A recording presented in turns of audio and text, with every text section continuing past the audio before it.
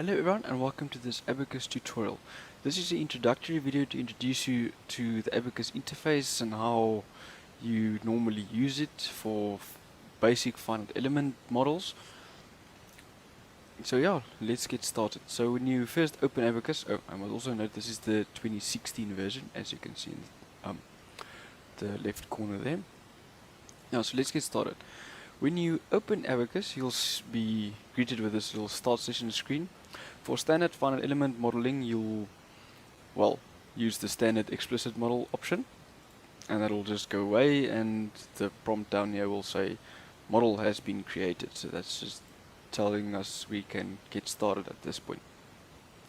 So this is the basic Abaqus interface. You have your little tree view on the side where you can add parts and draw things and essentially set up your entire model, and after you've set up the model you can create a job and submit the model to be analyzed through the job options, and then view the results in the results viewer. So first things first, let's try to speak about saving files. When you work in Abaqus, it's a good idea to create your a working directory or folder or something where you do all your Abaqus work. This may be a folder for each specific project that you do in Abaqus, or just a random folder where all the projects are stored. This makes things a little bit easier because Abaqus by default uses some temp folder or some directory, which is difficult to find if you don't know where to look for. So the first thing you want to do when you open Abaqus is go to File, and the option will be Set Work Directory. In my case, it's F Documents Abaqus Default Working. You can change that by pressing on the Select option, and from here you'll get a whole range of options. I'm happy with my working directory, but the working directory should normally be the same as the directory which you want to save your file to, just to make things a little bit easier. Okay, so now that that's out of the way, let's start building a little model. Just going to hit cancel from here. Okay, so first things first, when you use Abaqus, you have to create a part. You can do that by expanding the model tree and double clicking on parts. This will automatically pop up the menu to create a new part. I'm going to call mine beam. We're just going to make a little cantilever beam as an example, but in further videos I'll do other structures and springs and more advanced type things. Okay, so we're going to do a beam. We work with 3D space. We're going to keep it deformable, and we're going to use a solid element by means of extrusion. The approximate size, this brings me to units in Abaqus. Depending on which country you're in, Abaqus does, normally Abaqus doesn't work with units, so you have to be consistent throughout. In my case, I always try to use standard SI, meaning meters, pascals and newtons, just to keep things standard and always know what my results are. So let's make our beam, let's say 3 meters long, so I'm going to make it my approximate size 4, or maybe 10. Let's say continue. So I've selected, named my part beam, 3D model, deformable. Usually don't really edit much here, and the type of model or shape that you want, I'm going to solid. Extrusion is for standard type things like I-beams or channels, whatever. You just extrude sections. Revolution is for things, revolve around each other, and I have absolutely no idea what sweep does.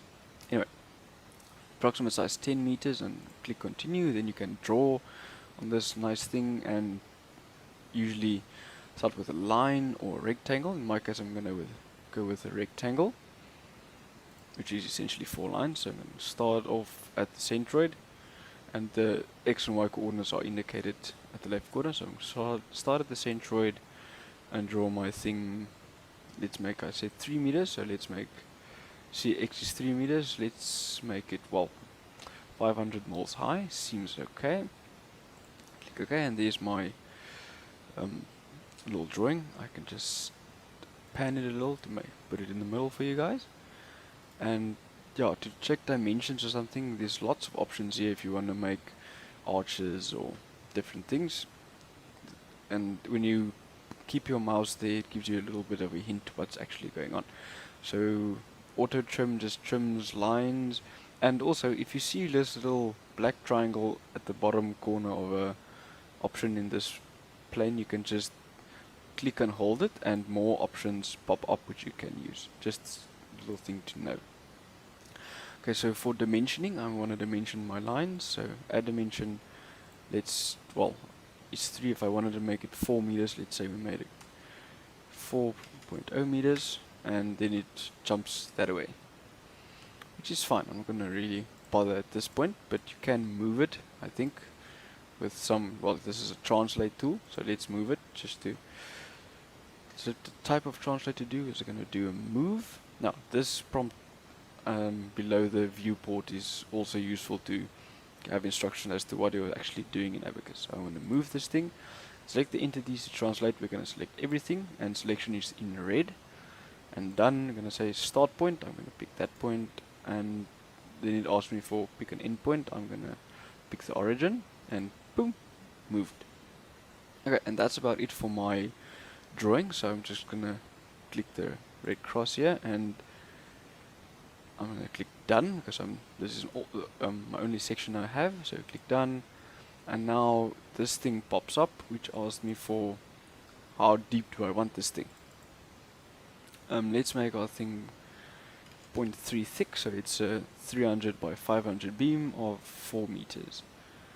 Okay, so let's say okay, and there's our little beam. So that's 300 mils thick and 500 mils wide. And that's part.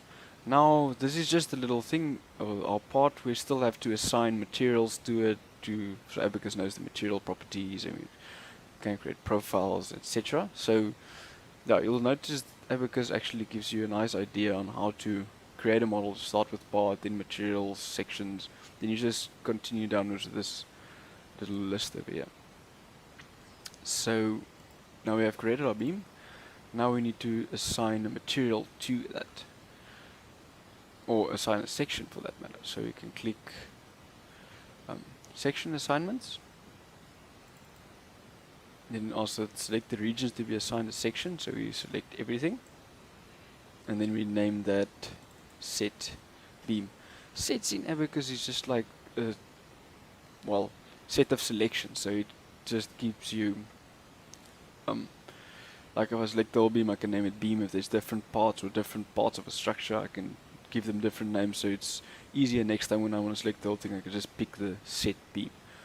So I click create set, so I have a create set beam, and my section wants a section, so I can just click create a section. We're going to call this solid section, and we make it a solid section, homogeneous, keep it simple. You can use different options depending on what you want to model. And then this thing pops up, and note, I haven't defined a material yet, but the option is here. This little icon gives you the option to create a material, so click on that, and then this thing pops up. Let's make our material concrete, and we are going to do an elastic analysis. So we go to mechanical elasticity, elastic. There's all various options for materials. Isotropic, Young's modulus for concrete. What shall we make it?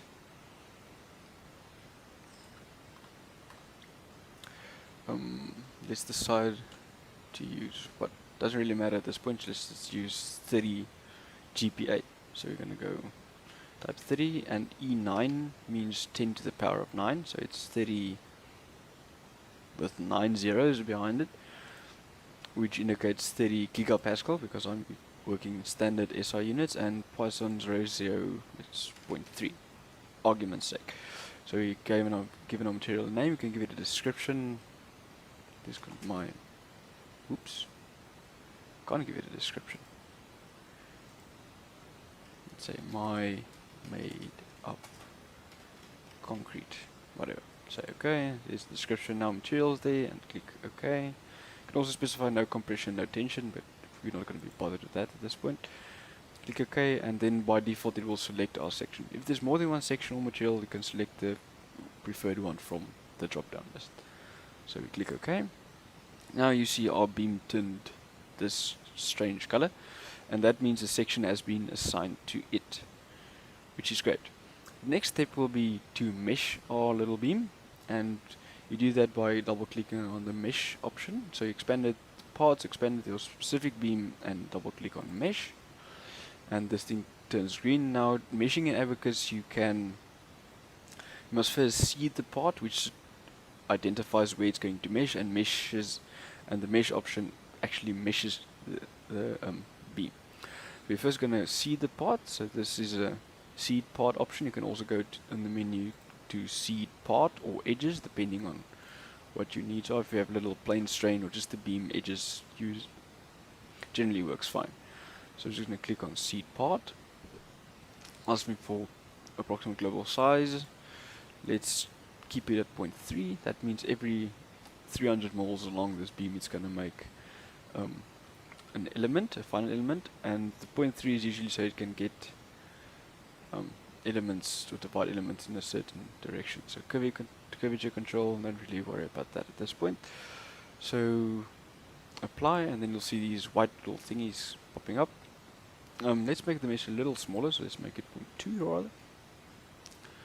So you say apply, and now you see there's more white dots there, so you can see where the meshes are going to be. So I'm happy with that.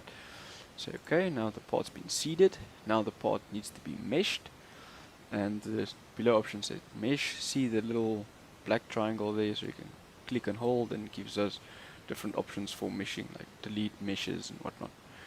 So you're just going to mesh the part, and then you ask OK to mesh the part, and you click yes. There's our beam meshed. If you want to use specific elements or something like that, this is a very bad mesh actually, so let's make it a little bit finer. So you go to seed again and make our size of 0.2, make it 0.1, and see how that works out. And then when you click on a mesh, try to reseed a mesh part, it asks that you sure you want to delete meshes. Yes, I'm happy. And now it looks a little bit finer, so I'm going to apply that and OK, and then reseed it. Says okay to remesh it, sorry, and that's a very nice mesh. I want to assign whichever type elements you want to use or something. Go to mesh. Mesh controls is the first option you want to select. Then it just gives you some option on how the meshing is done. For this case, it's not really important, so it's just hex elements and structured. It's fine, and then we can assign also element types. Select to be the regions to be assigned element types, so we're going to select the whole thing again. We can also select one of our sets, which is our beam set. So, it's the same selection, so then it asks us what type of element do we want, 3D stress, the different solid element options, and geometric order, options for integration, and a lot more options.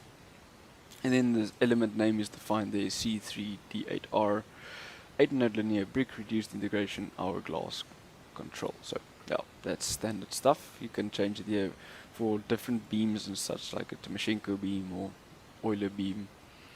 You'll use different element types. So in this case we accept that and click OK.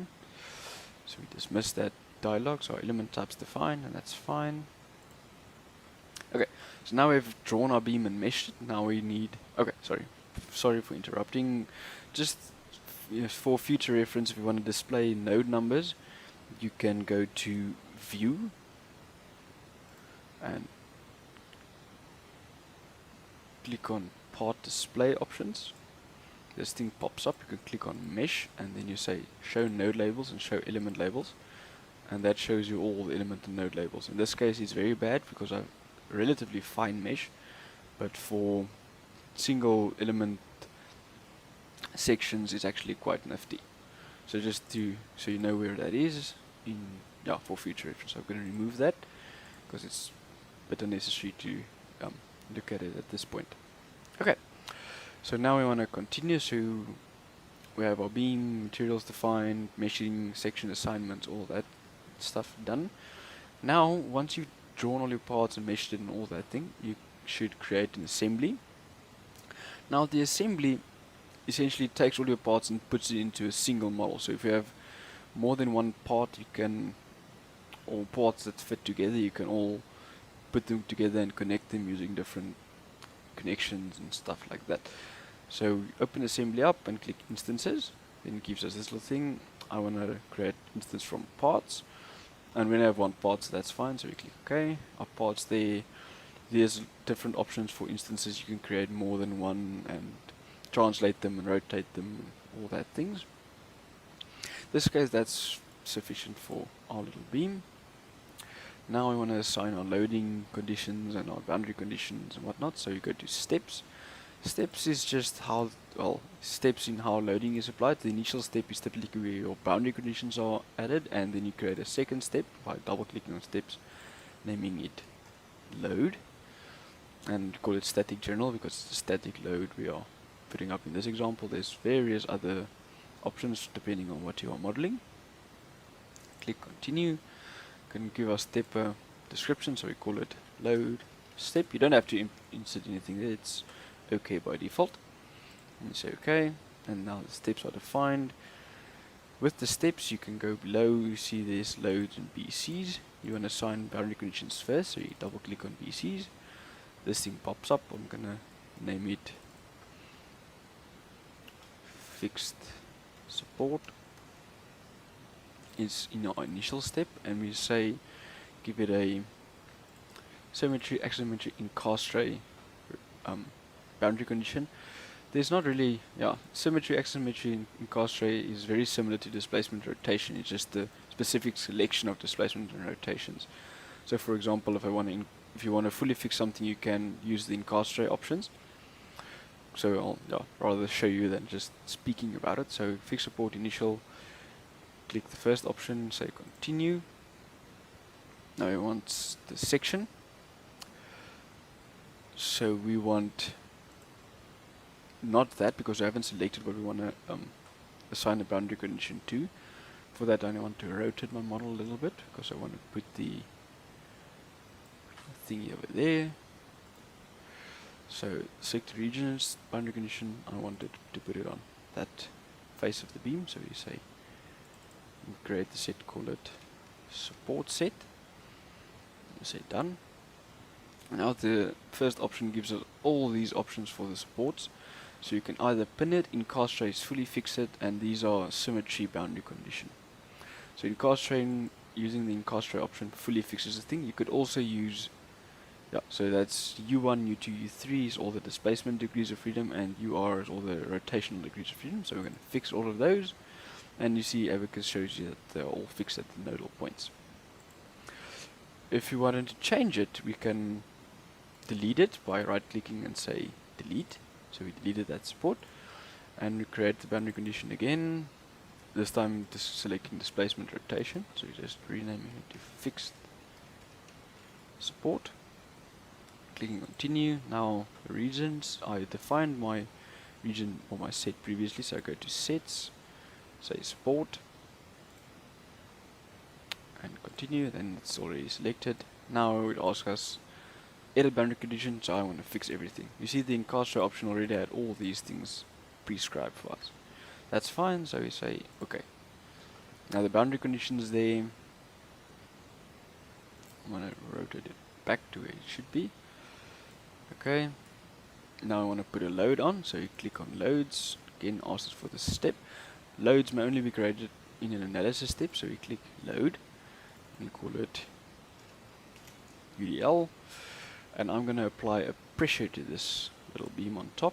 So you say pressure, say continue, and a pressure is always positive on the surface in Abaqus. So you say select the surfaces. I want this surface. I say load surf. Say done. Now that surface is selected. Now it gives us the option to edit the load. So pressure distribution is uniform, and the magnitude, let's call it what, 30 MPa or kilopascal. So we say 30 E3. So it's 30 E3 is kilo, and our default unit is pascals. So that's okay. And you see the pressure is being indicated as shown. So that's quite convenient. Now we have to find loading, we have to find boundary conditions. Now all we need to do as an additional option is to create a field output request if you want additional information from the results. So if you expand field output request and you double click on F output, this thing comes up. So in this option or this dialog, you can select what type of results you want from your analysis. So by default for this case, solid element gives you stress components and invariance and strains and displacement, gives you translations and rotations and some forces. So let's say, yeah, and that's by default. Let's say we want RT reaction forces and reaction moments as well, and section forces and section moments. So there's a whole lot of options you can select from this thing. And now for this case, that's all we're going to select. You can browse through into the numerous options depending on what results you want. So this is all I want at this moment. So we're going to say okay. And now we can go on to analyzing this thing. I hope I remembered everything.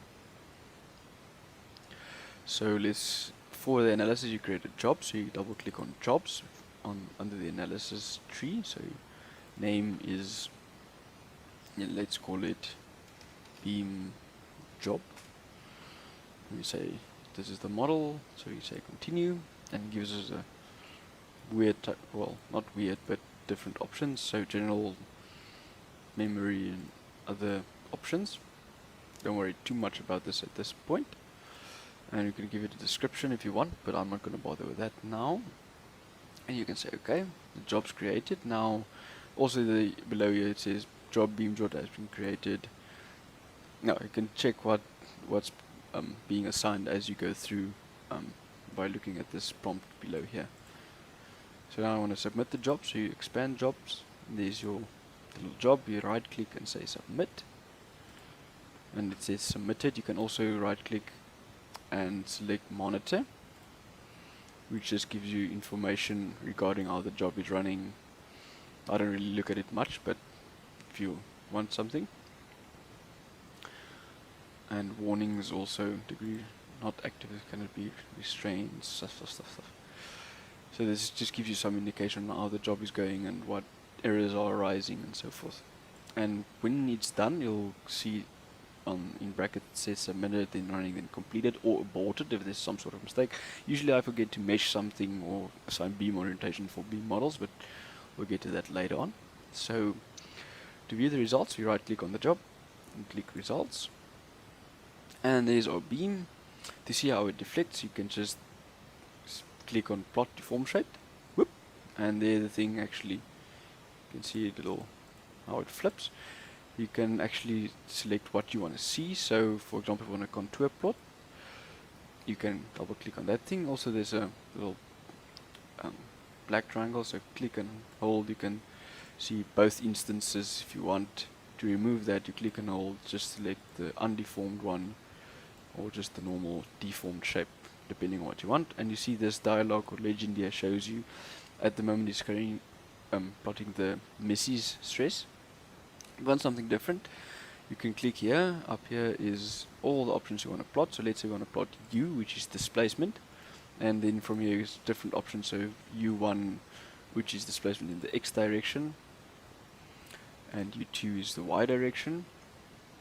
See, the larger displacement, in this case smaller because it's downwards, is at the tip of the beam, which makes sense. And also U3 is displacement in the Z direction, which is not much in this case of the beam. So yeah, that's a short introduction on how to get to this point of viewing results. Also, as another note, to let's say you are asked to submit a screenshot of these models, you can actually increase the font size of this thing so it's more visible on a screenshot. How you do that is you go to viewport annotation options, legend, set font, and then you can increase it to 14, whatever, even the font type you can change, whatever. Then you can say apply, and you will, click OK, remove the thing, you'll see the font is bigger. You can also change the font below, and so forth. This is very handy if you need to, as I said, create screenshots of what happened and so forth. Another thing you typically need to do is export data of some sorts. This can be done by, well, quite a few ways. So first thing you can do is create a path, and then along that path, the nodes, you can plot certain values on. So I'm going to show you that one first. So first we're going to go double click on paths, and then we'll put as name. So I'm just going to name this path center, which is going to be a path on the top of the beam. I'm just going to click node list and continue. Then it asked me, or requests me to select node, so you're going to say add before.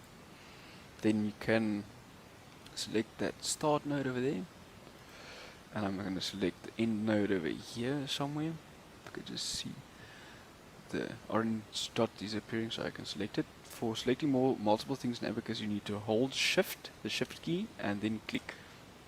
You'll see both these things are start and end is selected. I'm going to show you how to select the ones in between as well, so you don't have to select every single node, which is quite convenient. So we're going to say done. That's our path. Click OK. Now our path is defined. Now for wanting or getting data out of these paths, we can double click on XY data, and gives the option to create data. I'm going to click from paths. We just created our path, so we can use that.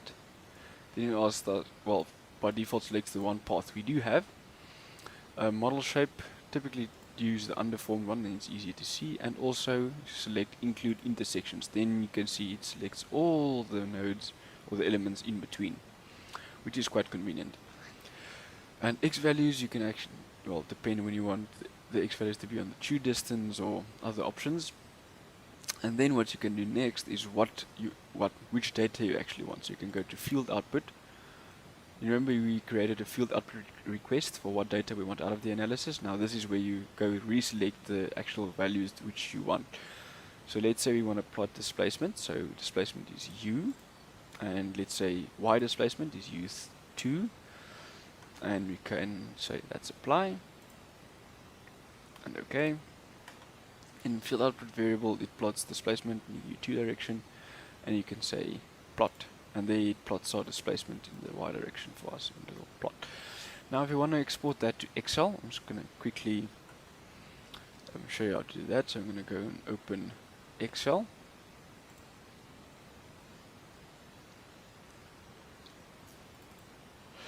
Blank Excel document, so show you how that's done.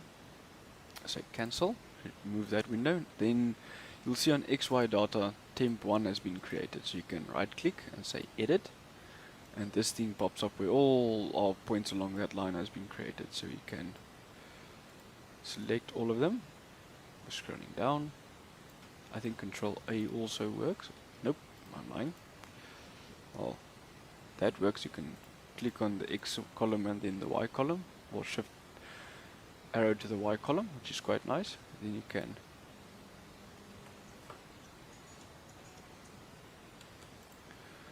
copy that. So Control C, then go into Excel, say Control V, and there all our data is created for us. And select those values and just replace the points with commas, and then it should work. So we can say find, replace, find what points, and replace it with commas, and say replace all. 77 replacements were made, and they are displacement is actually working. So that's in meters. We just want to change that to millimeters, so you can just swap that for that. And there's our little displacement. And you can do the same thing for different things, such as stresses and strains and something. One note: for solid elements, to get moments, you actually have to work with the stress and not the what do you call it? Yeah, Abaqus doesn't give you a moment by default. So now how to get away from this thing over here, you're going to go to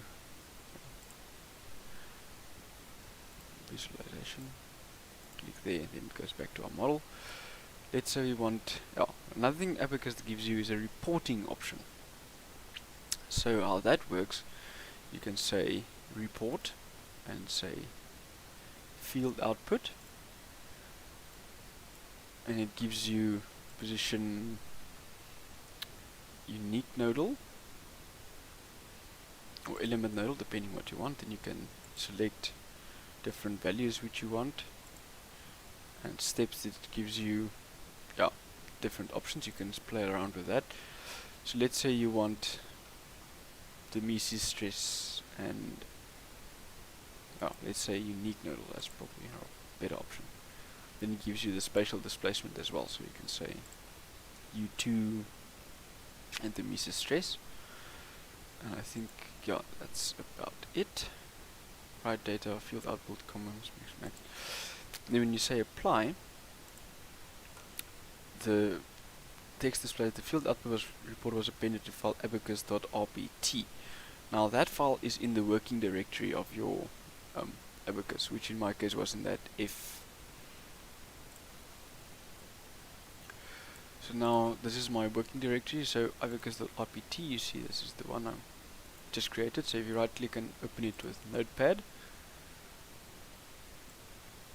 then it gives you all these things, node label. Then all the nodes values are inserted here for U2 and S Mises stress. This is another way you can actually get results out of Abaqus.